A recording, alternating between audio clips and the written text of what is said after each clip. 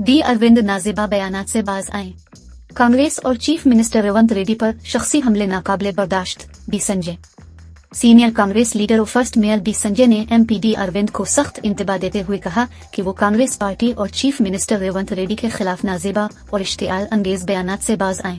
Press conference में D Sanjay ने कहा कि डी अरविंद की सियासी शनाख्त आजहानी डी सरीनवास की सियासी खिदमात की मरहून मिन्नत है। उन्होंने इल्जाम आयद किया कि डी अरविंद नफरत और इश्तियाल की सियासत को फरोग दे रहे हैं, जबकि निजामाबाद हमेशा अमन और हिंदू मुस्लिम इत्तेहाद के लिए मशहूर रहा है। डी संजय ने कहा कि वो आजहानी डी सरीनवास के अमन पसंद उसूलों पर कायम रहते हुए अवामी खिदमत जारी रखेंगे। उन्होंने दावा किया कि आने वाले इंतखाबात में निजामाबाद के अवाम बीजेपी को मुस्तरद करते हुए कांग्रेस को भरपूर हिमायत देंगे। तबसरा टीवी न्यूज को ताज़ा तरीन और मुस्तनद खबरों के लिए सब्सक्राइब, लाइक और शेयर करना न भूलें।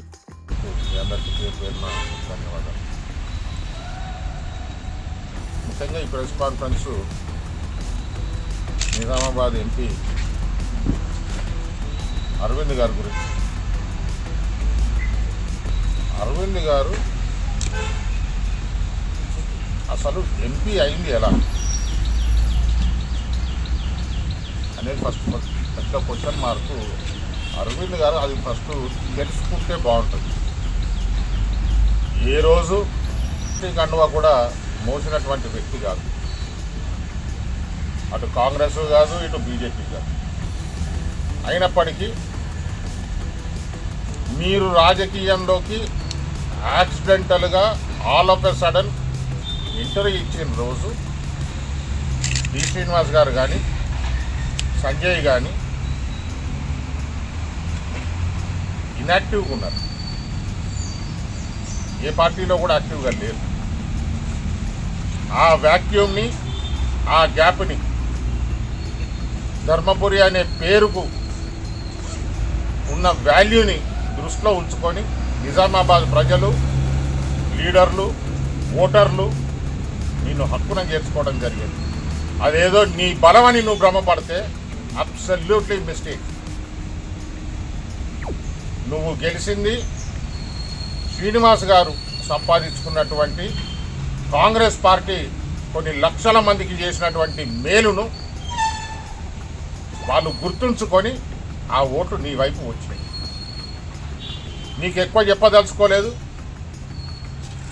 నువ్వు ఏ స్కూల్లో అయితే ఇప్పుడు చదువుకుంటున్నావో ఆ స్కూల్కి ప్రిన్సిపల్గా పనిచేసినాం మేము. మామూలు విషయం కాదు. ఇంతకుముందు కూడా నాకు పార్టీ లైన్స్లో కాంగ్రెస్ పార్టీ నుండి ఫోన్ వచ్చింది.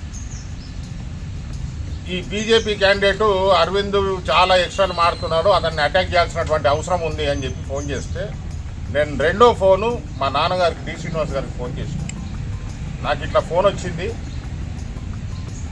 అరవింద్ని అటాక్ చేయమంటున్నారు, నాకు కర్తవ్యం బోధించండి నాన్న అని ఫోన్ చేసి.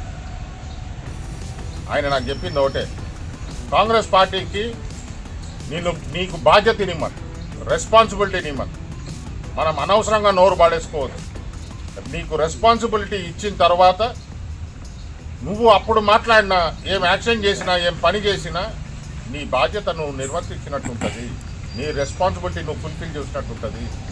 అంతేగాని వాళ్ళు ఎవరో నోరు పడేసుకున్నారని మనం పడేసుకోవద్దు సంజు అని చెప్పి, దానికి మాటకు కట్టుబడే ఇన్ని సంవత్సరాలైనా నువ్వు ఎన్ని వెధవ మాటలు మాట్లాడినా, ఎన్ని పిచ్చి మాటలు మాట్లాడినా, ఎన్ని పిచ్చి కూతలు కూసినా అన్నీ భరించుకుంటూ కడుపులో పెట్టుకుంటూ వచ్చినాం.